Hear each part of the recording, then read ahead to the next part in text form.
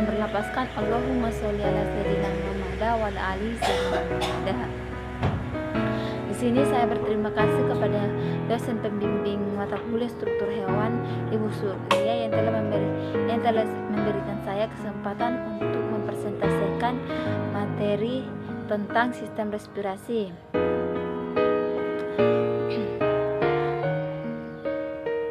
Di mana sistem pernapasan manusia atau respirasi merupakan proses pembakaran oksidasi senyawa organik bahan makanan di dalam sel. Penyediaan bahan bakar untuk sel-sel tubuh diperlukan adanya oksigen sebagai zat peoksidasi. Penyediaan bahan bakar untuk sel-sel tubuh memerlukan pertukaran gas dengan lingkungan. Apa sih manfaat respirasi pada manusia? Yaitu untuk meningkatkan fungsi paru-paru, membuat tekanan darah stabil, membuat toksin atau racun di dalam tubuh, dan melancarkan aliran limpatik. Nah, di sini sistem respirasi dibagi menjadi dua jenis, yaitu sistem respirasi luar dan sistem respirasi dalam. Di mana sistem respirasi luar merupakan pertukaran oksigen antara pertukaran oksigen O2 dengan karbon dioksidasi CO2 yang terjadi antara darah dan udara. Sedangkan respirasi dalam merupakan pertukaran oksigen O2 dan karbon dioksida CO2 dari aliran darah ke seluruh tubuh, ke sel-sel di seluruh tubuh. Pernapasan manusia terdiri dari respirasi seluler dan respirasi paru-paru, di mana respirasi seluler merupakan penggunaan oksigen pada metabolisme karbohidrat, yaitu konversi glukosa menjadi ATP di dalam sel. Di respirasi seluler terbagi menjadi 3 tahapan, yaitu glikolisis, siklur, dan rantai transport elektron. Sedangkan respirasi paru merupakan pertukaran oksigen O2 dengan karbon dioksida CO2 antara organisme dan lingkungan eksternalnya. B. Mekanisme respirasi. Mekanisme respirasi dibagi menjadi 4 mekanisme, yaitu ventilasi paru-paru, yaitu masuk dan keluarnya udara antara di atmosfer, dan alveoli, yaitu gelembung paru-paru udara di luar masuk ke dalam tubuh dari tekanan tinggi ke tekanan rendah. 2. Pertukaran gas melalui proses difusi, di mana setelah udara masuk ke seluruh pernapasan dan sampai ke alveoli, kemudian terjadi proses difusi. Dari alveoli ke pembuluh kapiler paru dan difusi karbon dioksidasi dari kapiler darah ke alveoli. 3. Transportasi oksigen O2 dan karbon dioksidasi CO2. A dibagi menjadi 2, yaitu A. Transportasi oksigen O2, di mana pada keadaan normal pengangkutan oksigen dari paru-paru ke jaringan bawah adalah oksihemogram, yaitu 97%, dan sisanya 3% di bawah sisanya yang terlarut di bawah dalam bentuk cairan plasma eritrosit. Pada orang normal, tiap-tiap 100 gram arterial mengandung hampir 15 gram hemoglobin atau HTB, dan tiap gram hemoglobin 1 Hg gram dapat berikatan maksimal kira-kira 1,34 mm oksigen. B. Transportasi karbon dioksidasi CO2. Di sini pada keadaan orang normal, dalam keadaan istirahat rata-rata 4 ml karbon dioksidasi diangkut dari jaringan ke paru-paru pada setiap 100 mm darah. Pengangkutan karbon dioksidasi dalam darah dilakukan dengan 3 cara, yaitu 1. Pengangkutan karbon dioksidasi dalam bentuk terlarut, kira-kira 7% karbon dioksidasi diangkut dalam bentuk terlarut dan dalam cairan darah. 2. pengangkut karbon dioksidasi dalam bentuk ion dikarbonat, di mana karbon dioksidasi yang dalam plasma entrosit bereaksi dengan air untuk membentuk asam karbonat. 3. Pengangkut karbon dioksidasi dengan karbonihomoglobin kurang lebih 3%. Karbon dioksidasi juga diangkut dengan hemoglobin yang disebut dengan karbomihemoglobin.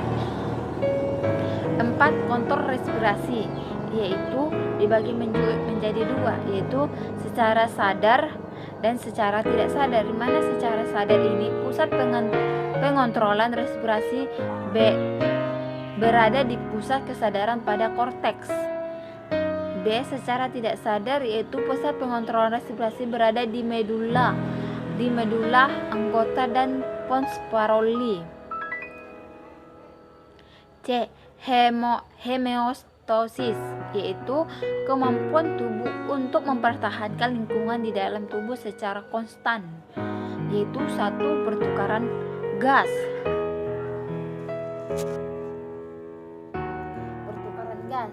Pertukaran gas dilakukan oleh paru-paru dengan menghilangkan karbon dioksida dan menggantinya dengan oksigen yang dibutuhkan oleh organ. Energi yang dihasilkan oleh pertukaran gas berguna untuk menjalankan fungsi-fungsi tubuh seperti kondusif saraf dan korteks otot. 2. Regulasi pH darah, di mana darah yang masuk ke kapiler di dalam paru-paru kemudian ion bikarbonat dan ion hidrogen diubah menjadi asam karbonat atau H2CO3, lalu kembali menjadi karbon dioksidasi dan air. Hilangnya ion tersebut membuat darah memiliki pH netral, sehingga hemoglobin atau Hb dalam mengikat oksigen. pH darah normal ditetapkan sebesar 7,4 yang sedikit alkalin.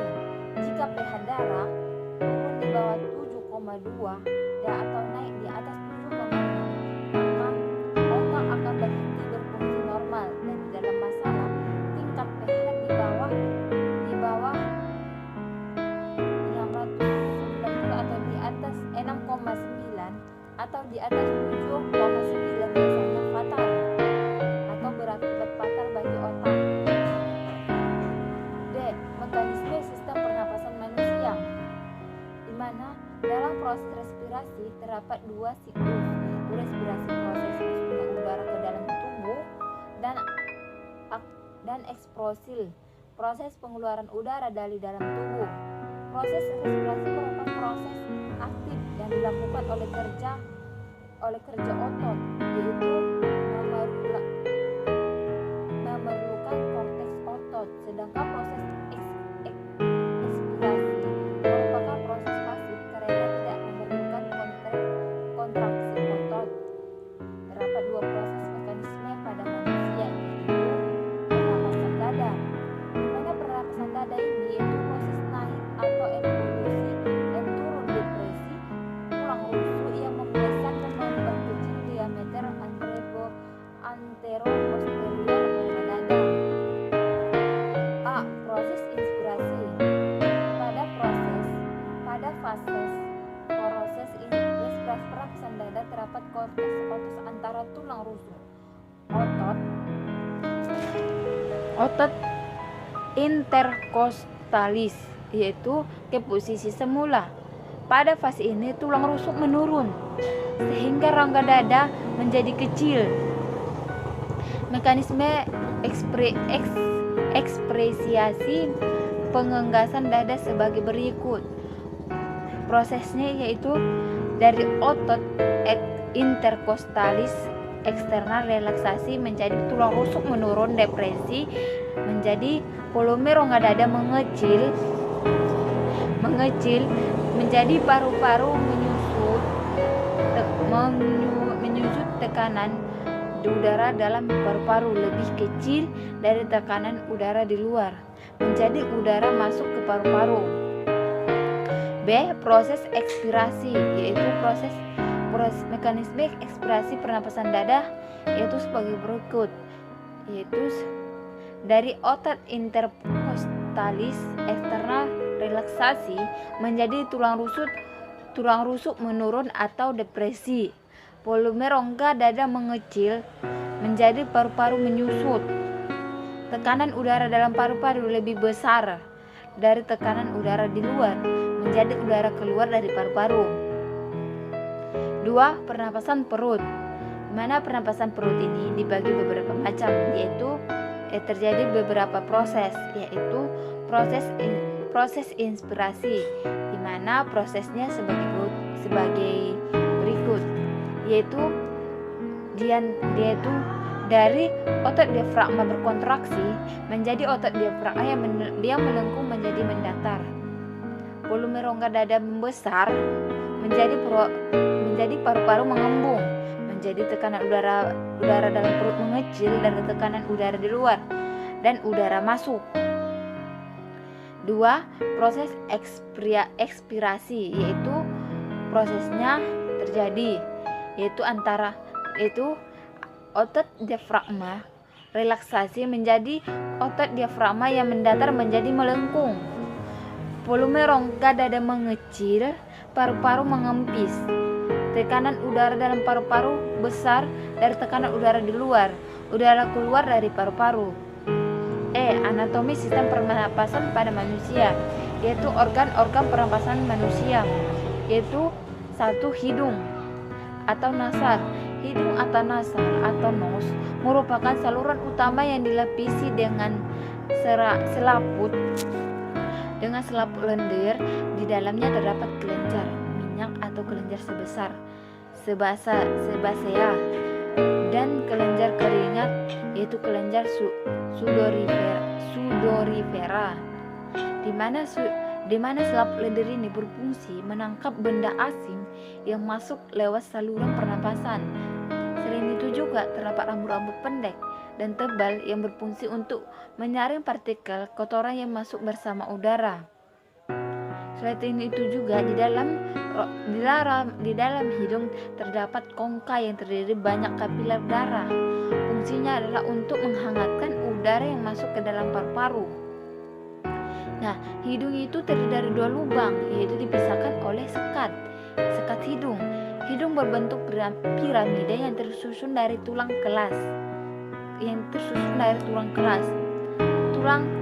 Tulang rulukan hialin dan jaringan fibroareolar. Rongga hidung atau copa nasalis memiliki bagian internal dan eksternal. Bagian eksternal hidung mengandung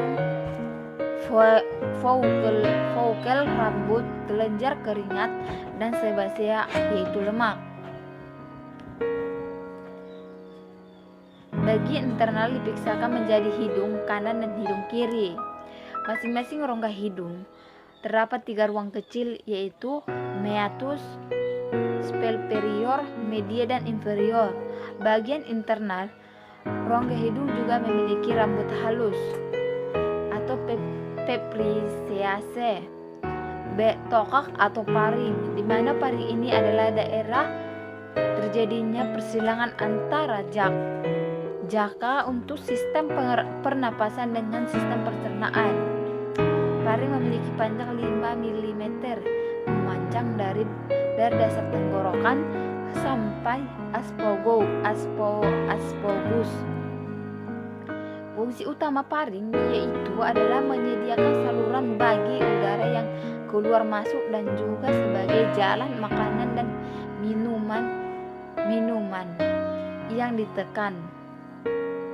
Selain itu juga, faring juga berfungsi sebagai penyaring, pengatur tekanan, dan juga dapat mengatur kelembapan udara yang masuk. Nah, udara ini diteruskan ke batang tenggorokan atau trakea. Faring terletak di depan cervical vertebrata dari terdiri 3 bagian, yaitu nosofaring. Nah, di mana nosofaring ini yaitu bagian faring yang terletak pada bagian belakang rongga hidung Nah, safari ini merupakan satu-satunya bagian yang hanya dapat dilalui udara, sedangkan bagian par yang lainnya dapat dilalui oleh udara maupun makanan. Nah, safari ini berasal dari dua kata, yaitu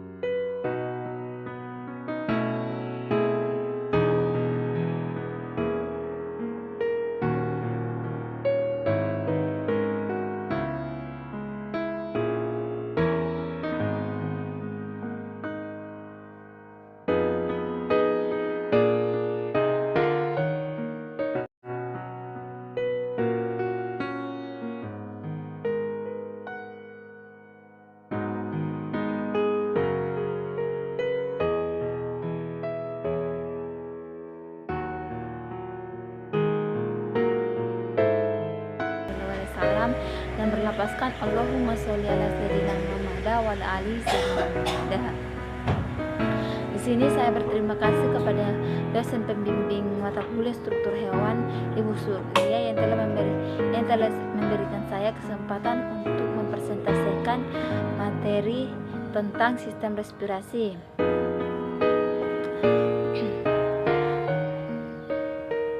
Di mana sistem pernapasan manusia atau respirasi merupakan proses pembakaran oksidasi senyawa organik bahan makanan di dalam sel.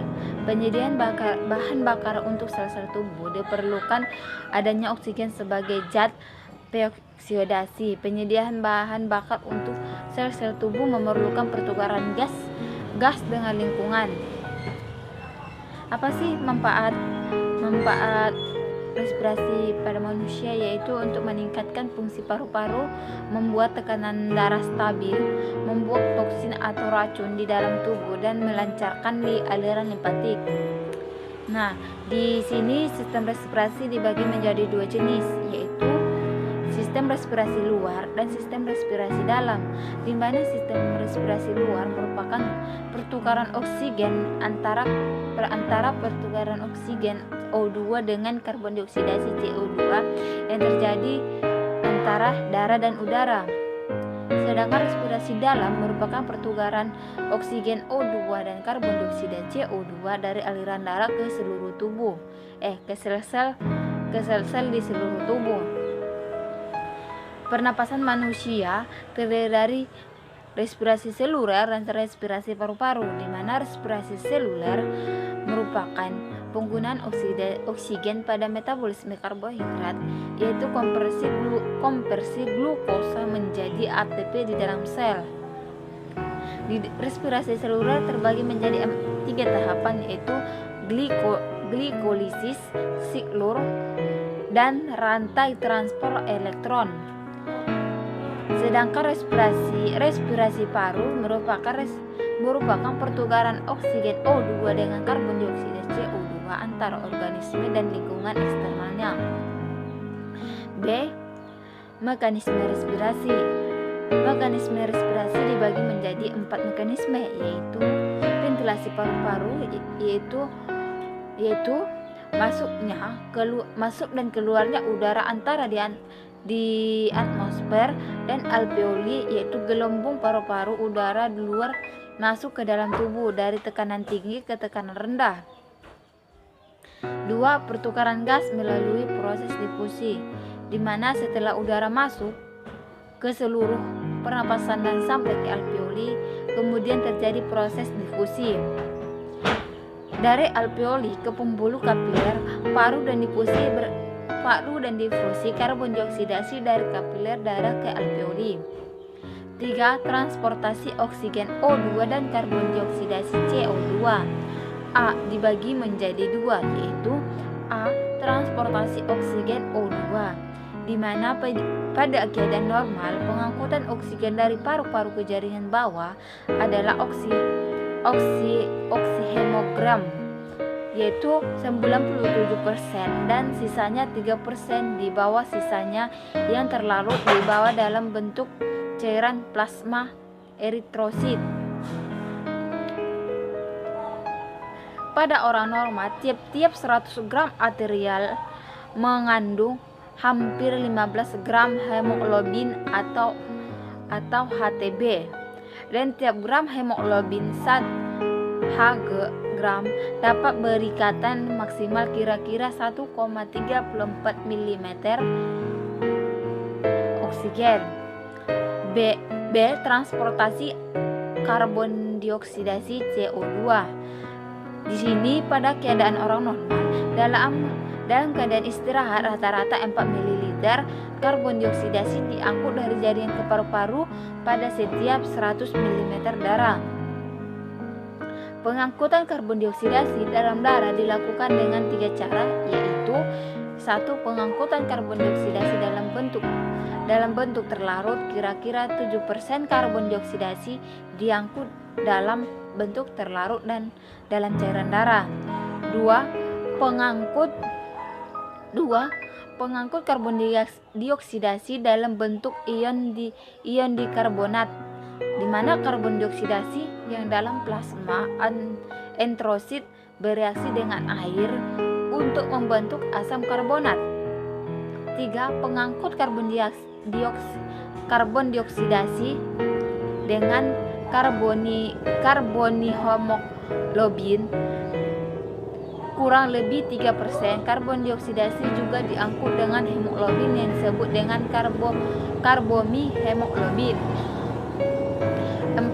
Kontrol respirasi, yaitu dibagi menjadi dua, yaitu secara sadar dan secara tidak sadar. Di mana secara sadar ini pusat pengontrolan respirasi berada di pusat kesadaran pada korteks. B. Secara tidak sadar, yaitu pusat pengontrolan respirasi berada di medula anggota dan pons Parolin. C. Homeostasis, yaitu kemampuan tubuh untuk mempertahankan lingkungan di dalam tubuh secara konstan, yaitu 1. Pertukaran gas.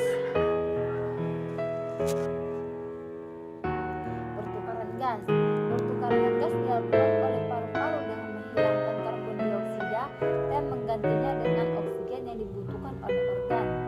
Energi yang dihasilkan oleh pertukaran gas berguna untuk menjalankan fungsi-fungsi tubuh seperti kondusif saraf dan korteks otot. 2. Regulasi pH darah, di mana darah yang masuk ke kapiler di dalam paru-paru kemudian ion bikarbonat dan ion hidrogen diubah menjadi asam karbonat atau H2CO3, lalu kembali menjadi karbon dioksidasi dan air. Hilangnya ion tersebut membuat darah memiliki pH netral sehingga hemoglobin atau HB dalam mengikat oksigen. pH darah normal ditetapkan sebesar 7,4 yang sedikit alkalin. Jika pH darah turun di bawah 7,2 atau naik di atas 7,6, maka otak akan berhenti berfungsi normal, dan dalam masalah tingkat pH di bawah 690 atau di atas 6,9 atau di atas 7,9 biasanya fatal atau berakibat fatal bagi otak. D. Mekanisme sistem pernapasan manusia, di mana dalam proses respirasi terdapat dua siklus, yaitu respirasi proses masuknya udara ke dalam tubuh dan eksprosil, proses pengeluaran udara dari dalam tubuh. Proses respirasi merupakan proses aktif yang dilakukan oleh kerja otot, yaitu memerlukan korteks otot. Sedangkan proses ekspirasi merupakan proses pasif karena tidak memerlukan kontraksi otot.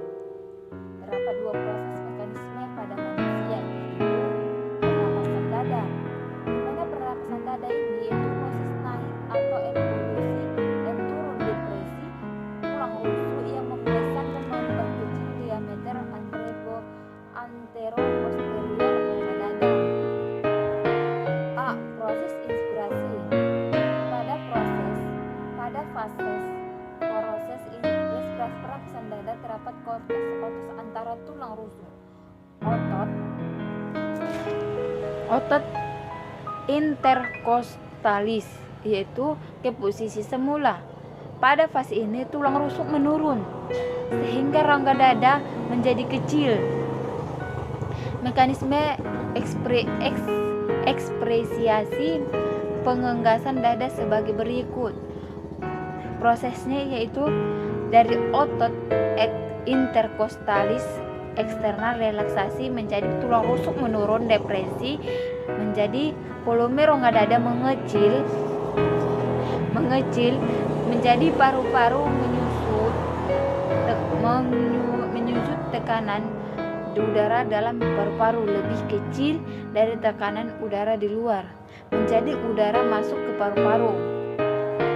B. Proses ekspirasi, yaitu proses mekanisme ekspirasi pernapasan dada yaitu sebagai berikut, yaitu Dari otot intercostalis eksternal relaksasi menjadi tulang rusuk menurun atau depresi. Volume rongga dada mengecil menjadi paru-paru menyusut. Tekanan udara dalam paru-paru lebih besar dari tekanan udara di luar, menjadi udara keluar dari paru-paru. 2. Pernapasan perut. Mana pernapasan perut ini dibagi beberapa macam, yaitu terjadi beberapa proses, yaitu proses inspirasi, di mana prosesnya sebagai berikut, yaitu dari otot diafragma berkontraksi menjadi otot diafragma yang melengkung menjadi mendatar. Volume rongga dada membesar menjadi paru-paru mengembung, menjadi tekanan udara dalam perut mengecil dari tekanan udara di luar dan udara masuk. 2. Proses ekspirasi, yaitu prosesnya terjadi yaitu otot diafragma relaksasi menjadi otot diafragma yang mendatar menjadi melengkung. Volume rongga dada mengecil, paru-paru mengempis. Tekanan udara dalam paru-paru besar dari tekanan udara di luar, udara keluar dari paru-paru. Anatomi sistem pernapasan pada manusia, yaitu organ-organ pernapasan manusia, yaitu 1. Hidung atau nasal. Hidung atau nasal atau nose merupakan saluran utama yang dilapisi dengan selaput lendir. Di dalamnya terdapat kelenjar minyak atau kelenjar sebasea dan kelenjar keringat, yaitu kelenjar sudorifera, di mana selaput lendir ini berfungsi menangkap benda asing yang masuk lewat saluran pernapasan. Selain itu juga terdapat rambut-rambut pendek dan tebal yang berfungsi untuk menyaring partikel kotoran yang masuk bersama udara. Selain itu juga di dalam hidung terdapat kongka yang terdiri banyak kapiler darah. Fungsinya adalah untuk menghangatkan udara yang masuk ke dalam paru-paru. Nah, hidung itu terdiri dari 2 lubang, yaitu dipisahkan oleh sekat hidung. Hidung berbentuk piramida yang tersusun dari tulang kelas. Tulang rulukan hialin dan jaringan fibroareolar. Rongga hidung atau copa nasalis memiliki bagian internal dan eksternal. Bagian eksternal hidung mengandung follikel rambut, kelenjar keringat, dan sebasea, yaitu lemak. Bagian internal dipisahkan menjadi hidung kanan dan hidung kiri. Masing-masing rongga hidung terdapat 3 ruang kecil, yaitu meatus, superior, media, dan inferior.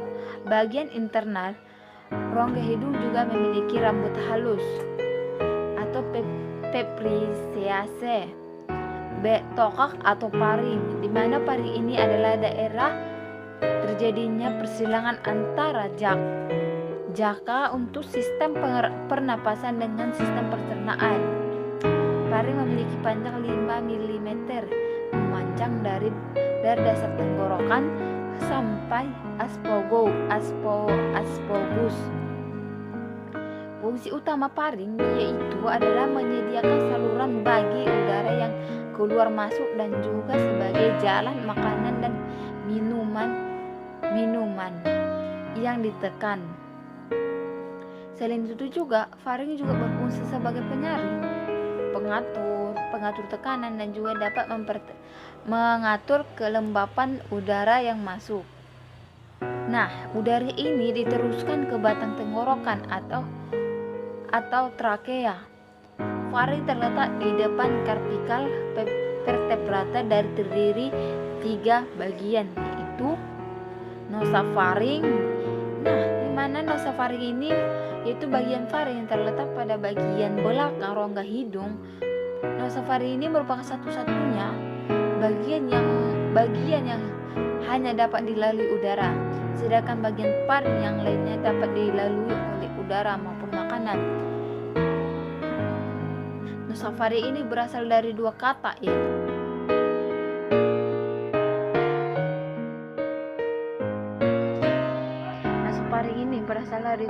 kata, yaitu naso yang berarti hidung dan faring artinya tenggorokan. Dua orofaring, di mana orofaring ini bagian faring yang terletak di belakang rongga mulut. Orofaring dapat dilewati udara dan makanan sehingga berperan dalam sistem pernapasan dan sistem pencernaan. Selain orofaring memiliki klep berfungsi mengatur makanan agar tidak masuk ke dalam pernapasan. Klep ini disebut epiglotis. Epiglotis dapat menutup saluran pernapasan dan terbukanya saluran pencernaan saat menelan makanan dan membuka saluran pernapasan. Tertutupnya saluran pencernaan saat proses bernapas. Pada bagian dinding lateral kiri dan kanan orofaring terdapat tonsil betina yang merupakan massa jaringan limfatik. Tonsil ini berfungsi untuk melindungi dari infeksi. 3. Luringofaring, yaitu bagian faring yang paling akhir. Lingofaring sering juga disebut dengan hipofaring. Bagian ini juga dapat dilewati oleh udara dan makanan. Longofaring dilapisi oleh sel epitel skumosa berlapis. Lungofaring merupakan tempat pertemuan antara seluruh pernapasan dengan saluran pencernaan. Pada proses menelan, maka saluran pernapasan tertutup. Hal ini menyebabkan bahwa manusia tidak dapat menelan sambil bernapas. C. Kotak suara atau faring. Faring adalah saluran udara yang terletak dari bagian depan faring hingga bagian bawah trakea. Fungsi utama faring adalah menghasilkan suara dan juga sebagai tempat keluar masuknya udara.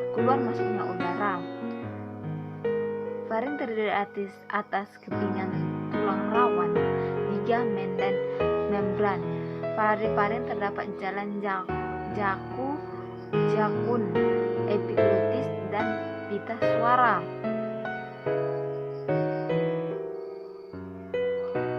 Dari 9 tulang rawan terdapat 3 tulang yang sangat penting, yaitu tulang rawan tiroid atau jakun, yaitu merupakan tulang rawan terbesar, tulang rawan tertinggi, berfungsi untuk melindungi pita suara. Epiglotis atau tulang rawan penutup merupakan tulang rawan yang kecil. Tulang epiglotis berfungsi sebagai penutup lubang menjulang agar makanan tidak masuk ke saluran